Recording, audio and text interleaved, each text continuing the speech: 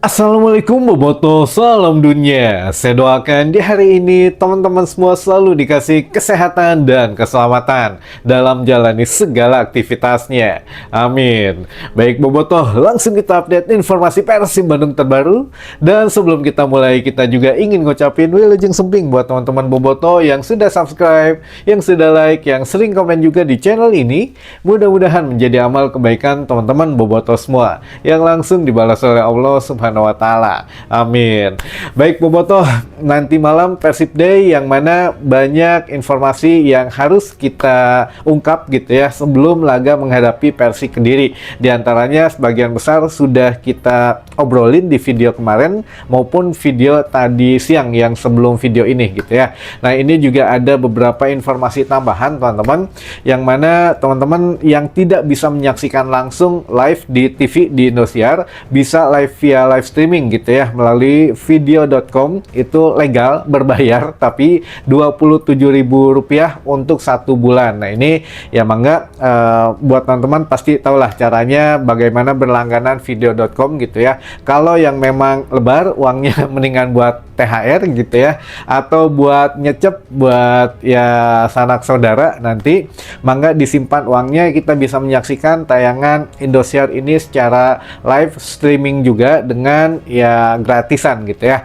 Ada di media sosial dari mulai snack video di Facebook juga suka ada yang nayangin, lalu juga di TikTok katanya gitu ya, walaupun ya saya nggak punya TikTok, tapi di TikTok katanya suka ada yang nayangin juga. Lalu juga di website, ini via website ada di Jala Live, ada di RBTV Plus gitu ya, RBTV Plus, lalu juga ada di Camel Live, Camel Live gitu ya, Camel Live, lalu juga ada di beberapa situs yang memang menyediakan layanan streaming gratis, diantaranya yandex.com. Nanti ketik aja Persib vs Persik Kediri. Nah itu biasanya mereka mulai online itu kan 20.30, 20.28 itu biasanya mereka sudah standby gitu ya. Jadi tidak bisa diakses melebihi 5 menit sebelum kick off 20.30. Jadi berapa ya, 20.28. Nah teman-teman baru cari tuh untuk layanan streamingnya, mereka baru bisa buka gitu ya teman-teman. Baik, itu sekedar informasi saja. Kalau yang memang mau nobar atau nggak bisa nonton di TV atau memang nggak nangkep Indosiar, nah bisa melalui live streaming gitu ya teman-teman. Baik, ini juga sebelum kita bacakan banyak pertanyaan dan juga banyak teman-teman yang ingin disapa, ngeganti tadi yang siang tidak kita bacakan karena lumayan lagi flu tadi siang, tapi sekarang insya Allah sudah enakan. Dan kita informasikan dulu mengenai kesiapan tim Persib Bandung. Semua pemain sudah siap. Di hari H ini menjelang berapa jam ya, 5 jam atau kurang dari 5 jam lah, kurang dari 5 jam sambil nunggu dari ngabuburit ini, kita membagikan satu informasi bahwa skuad Persib Bandung 100% sudah siap semua. Tidak ada pemain yang cedera, tidak ada pemain yang dapat larangan bermain gitu ya. Jadi semua pemain sudah bisa bermain. Ini salah satu skuad terbaik di musim ini, maksudnya dengan kondisi seluruh skuad full gitu ya, tidak ada yang cedera, tidak ada yang akumulasi, semua bisa main. Makanya Boyan Hodak bilang kemarin, saya pusing memilih 11 awal gitu ya, atau memilih pemain yang akan dimainkan, dan saya terpaksa harus mencoret beberapa pemain, terutama 2 pemain asing yang akan dicoret oleh Boyan Hodak. Siapa yang dimaksud? Nah ini juga mudah-mudahan ya yang terbaik saja gitu ya untuk Persib Bandung, untuk lebih membuat jarak menjadi 4 poin dengan Borneo FC kalau seandainya menang, dan kita doakan menang nanti malam, karena Persik sendiri ya memang dari 5 laga terakhir ketemu Persik Kediri ini susah-susah gampang, walaupun ya lebih banyak kita menang gitu ya. Dari 5 laga terakhir menghadapi Persik Kediri, 3 kali kita menang, 1 kali draw dan 1 kali kalah, dan 1 kali kalah pun ini terjadi di GBLA. Ya mudah-mudahan tidak kita harapkan hal yang negatif nanti sore atau nanti malam gitu ya.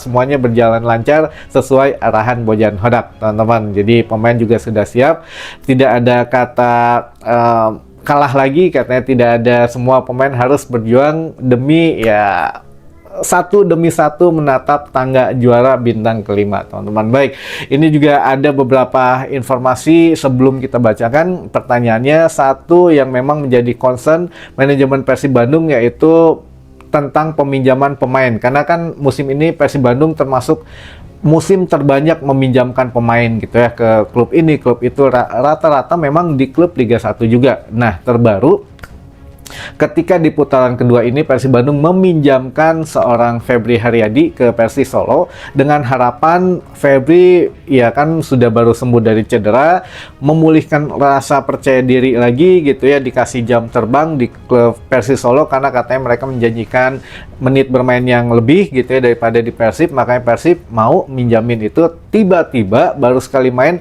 cedera gitu ya, dan cederanya pun bukan cukup parah lagi, parah teman-teman, cedera Febri parah di lutut sebelah kiri di ACL gitu ya.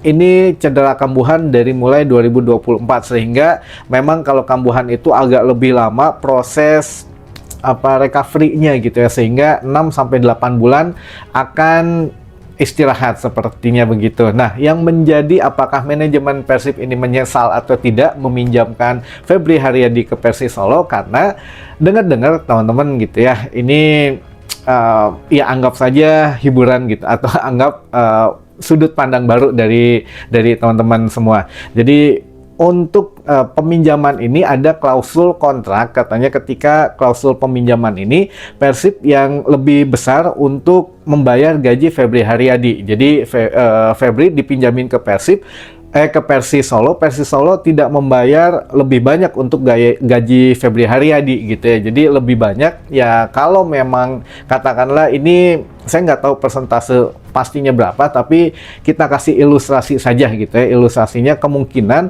Persib membayar gaji Febri Haryadi ini 80-20 gitu ya. Ini hanya ilustrasi saja, tapi kenyataannya kita nggak tahu pasti. Tapi yang jelas Persib sepertinya memang lebih besar yang menanggung gaji Febri ini di Persis Solo. Jadi 80-20 ini ya Persib masih menanggung, yang penting Febri dikasih jam atau menit bermain atau jam terbang yang lebih banyak gitu ya daripada di Persib. Nah, ini disetujui oleh Persis. Nah, ketika ada kejadian seperti ini ya Persib Bandung juga agak sedikit gitu nyes juga, karena biasanya kalau klub induk yang meminjamkan pemain gitu, pemainnya cedera, nah ada klausul kontrak yang mengatakan jika memang pemainnya itu cedera, ini itu dan lain sebagainya, itu yang bertanggung jawab tetap tim induk yang meminjamkan pemainnya. Jadi ya kalau tahu begini mah gitu ya, akan tahu gini ya mendingan nggak dipinjemin gitu ya, tapi ya sudah terjadi. Makanya Boyan Hodak juga beberapa hari ke belakang itu merenung gitu ya, ini belum ada second opinionnya gitu ya. Sekarang Febri ada di Bandung katanya, memang melakukan observasi di sini aja, apakah memang perlu operasi atau tidak, atau minimal ya tidak pulang ke Persis dulu. Jadi tetap ada di Bandung, semua perawatan ada di Bandung, karena kalau memang Persib yang masih bayar gaji Febri ya kemungkinan Persib juga yang harus ngurusin pemain itu, karena Persis Solo juga ya nggak mau gitu ya timnya sekarang lagi terseok-seok gitu ya di dasar klasmen, ditambah lagi pemain-pemainnya cedera gitu ya. Nah ini ya kan apalagi pemain pinjaman. Nah ini makanya yang masih menjadikan manajemen Persib Bandung berpikir bahwa iya nyesel mah pasti ada lah gitu ya, kalau tahu begini ya mau gimana gitu ya, nggak bisa diprediksi gitu ya pemain cedera atau tidak. Makanya kemarin sempat begitu ada kabar Febri cedera, wah ini rada ini nih gitu ya, pasti Persib juga mikirnya gitu, kerma kudu ngabiayaan, kudu ngagaji, tapi pemainnya ya tetap cedera lagi. Tapi ya sekali lagi kita doakan saja Bow segera pulih gitu ya, karena mau tidak mau ini juga bisa mengakhiri karirnya lebih cepat karunya teman-teman. Kasihan kalau Febri tidak segera pulih ini dengan usianya yang masuk usia emas pemain sepak bola, tapi ya cederanya ini mudah-mudahan tidak menjadi satu trauma ke depan gitu ya untuk bermain bola lagi ya, mudah-mudahan segera pulih. Nah kemarin juga karena ada yang nanya begitu ya, kalau cedera ini kumaha urusannya ya. Ini urusannya sepertinya Persib Bandung yang masih harus ngurusin semua kebutuhan dari Febri termasuk cederanya ini gitu ya. Jadi Febri dipinjamin ini ya dengan pertimbangan panjang teman-teman. Persis sebetulnya hanya menerima saja gitu ya. Jadi ya itulah yang terjadi di sepak bola, dinamika di Persib Bandung teman-teman. Itu ya, mudah-mudahan terjawab. Dan ada beberapa pertanyaan yang akan kita coba bahas teman-teman. Yang pertama, maaf serius skuad timnas nggak ada Eli sama Haye. Eliano ada, kan ada 3 pemain Persib yang dipanggil, Eliano, Beckham Putra, dan juga siapa namanya itu, Maklok gitu ya. Nah, kenapa Tom Haye nggak dipanggil? Karena Tom Haye ini sedang ada sanksi 4 pertandingan di FIFA gitu ya. Jadi semua kompetisi FIFA Tom Haye tidak bisa bermain. Jadi 4 pertandingan disanksi oleh FIFA, teman-teman. Itu. Baik, yang selanjutnya. Kenapa Kang manajemen tidak bisa mengajukan wasit asing ke komite wasit atau ke PT LIB?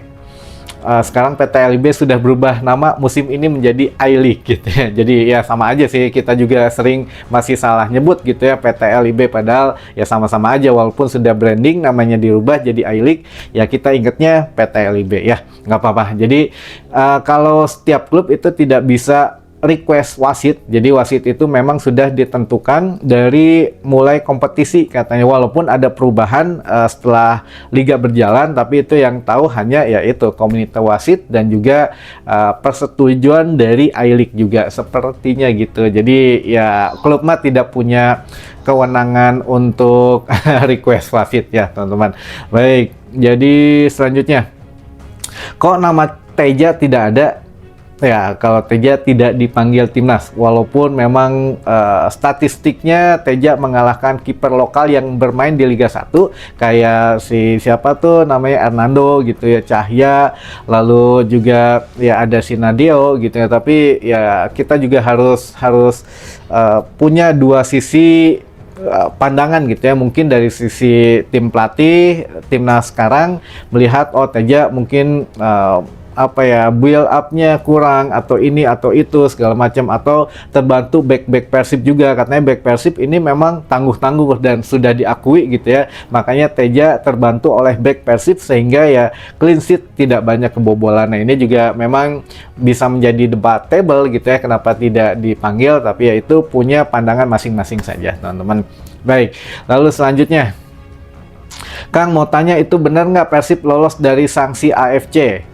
Kemarin sudah kita bahas, tidak, bukan nggak benar, belum keluar sanksi dari AFC. Jadi AFC mungkin masih menimbang-nimbang, walaupun kita punya gambaran gitu ya, pasal mana yang sepertinya Persib kena gitu ya. Intinya mah kemungkinan ada sanksi untuk Persib, tapi belum keluar dari AFC. Jadi kalau dibilang lolos dari sanksi AFC itu tidak benar. Kemarin kan memang banyak tuh beritanya Persib lolos dari sanksi, enggak, itu belum keluar. Jadi FIFA itu atau AFC ini mengeluarkan sanksi kalau di tingkatan AFC kan banyak tuh, dari ngurusin Asia Barat, Asia Timur, bukan hanya kalau Komdis PSSI kan ngurusin Liga 1, Liga 2 aja gitu ya. Bahkan mungkin Liga 3 ya hanya ruang lingkupnya itu. Tapi kalau AFC kan lebih luas lagi, sehingga kemungkinan baru 1 bulan itu keluar sanksinya gitu ya.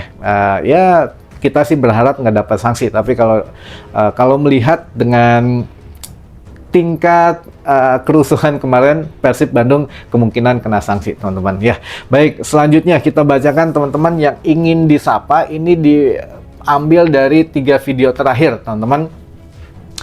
Yang pertama ada Bobotoh dari Garut Cikajang, ada juga Kang Wawan di Cidadap Girang, ada juga Kang Doni Cipatik Gunung Uruk, ada juga Kang Asnur di Gado Bangkong, ada juga Bobotoh di Galuh Saraya Ciamis, ada juga Boboko di Ujung Berung, ada Kang Edo di Ende Flores NTT, ada juga Bobotoh di Pagaden Barat Subang, ada Bobotoh di Nagrek, ada Kang Deni Konon Cihamplas Cililin, ada juga Mang Engkus di Cikampek, ada Bobotoh di Buah Batu, ada Bobotoh di Sumedang, ada Abah di Cigadung, ada Bobotoh Garsela, lalu juga ada Kang Wayang Kang Wayang Ejawanta, Viking Undercurrent Kaohsiung Taiwan, lalu juga Kang Dedeyana Manonjaya Tasik, lalu juga ada Kang Nanang Tiger Boy Manonjaya Tasik. Ini kayaknya tetanggaan ya, banyak sok nonton bareng. Lalu juga ada bobotoh di Majalaya RSUD Ebah, lalu juga bobotoh Kang Ujang di Korsel, lalu Bon Jopi Nafas Konveksi Leuwi Goong Garut, ada juga bobotoh di Sawah Lunto, ada di Leuwi Kuda Luragung Kuningan, ada Kang Jatman Lapang Gumbira Nagrak, ada juga bobotoh di Ciwaru Kuningan, ada juga Kang Udin di Pleret, ada juga bobotoh di Wakron, ada juga bobotoh Pandansari Haur Kuning Kuningan, ada Mang Ade di Lebak Banten, ada Abah Ken di Jati Handap, ada bobotoh di Babakan Sari Rosella 99 Cimahi Tengah, ada bobotoh di Tampomas Sumedang Larang, dan terakhir bobotoh di Cipendei Kuningan. Baik, bobotoh itu mungkin informasi yang bisa saya sampaikan di hari ini. Mudah-mudahan bisa menambah satu wawasan baru buat teman-teman bobotoh semua. Sampai ketemu lagi di informasi selanjutnya. Wassalamualaikum bobotoh, salam dunia.